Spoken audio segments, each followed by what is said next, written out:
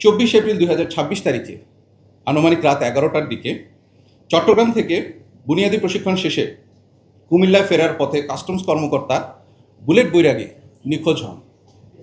নিখোঁজের 12 ঘন্টা পর 25 এপ্রিল সকাল 7:45টার দিকে ঢাকা চট্টগ্রাম মহাসড়কের কোটবাড়ি এলাকার একটি হোটেলের পাশের ফুটপাত থেকে ময়নামতি হাইওয়ে থানা পুলিশ তার মরদেহ উদ্ধার করে।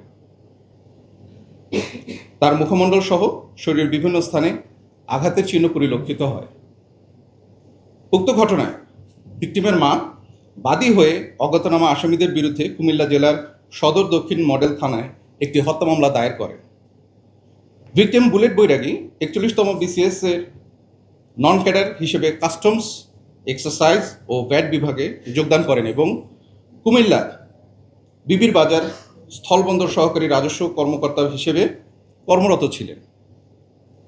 এই ঘটনাটি সারা দেশে ব্যাপক চাঞ্চল্যের সৃষ্টি করে এবং বিভিন্ন সামাজিক গণমাধ্যম, ইলেকট্রনিক ও প্রিন্ট মিডিয়ায় গুরুত্বের সাথে প্রচারিত হয়।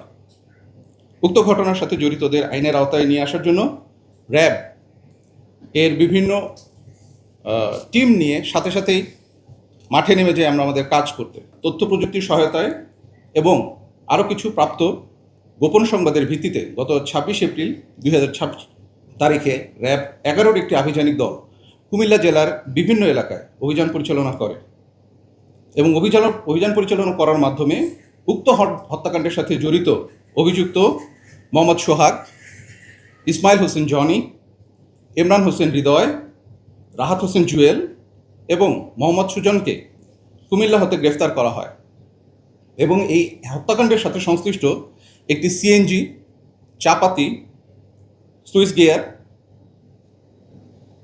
ফোর্জিং হ্যামার এবং অন্যান্য দ্রব্যাদি উদ্ধার করা হয়।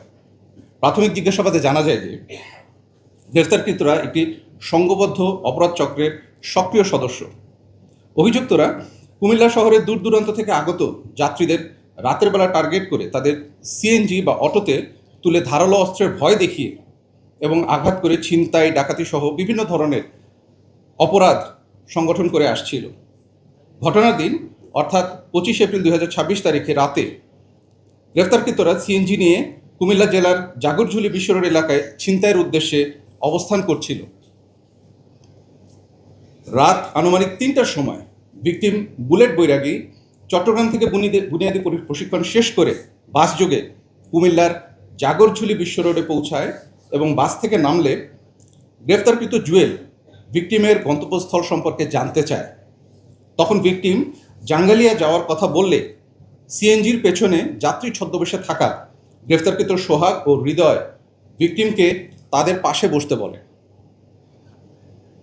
CNGটি জাগরঝুলি হতে জাঙ্গালিয়ার উদ্দেশ্যে রওনা দেওয়ার পর গ্রেফতারকৃত সোহাগ ও হৃদয় মিলে ধারালো অস্ত্র দিয়ে ভিকটিমকে আঘাত করে ও ভয়ভীতি প্রদর্শন করতে থাকে।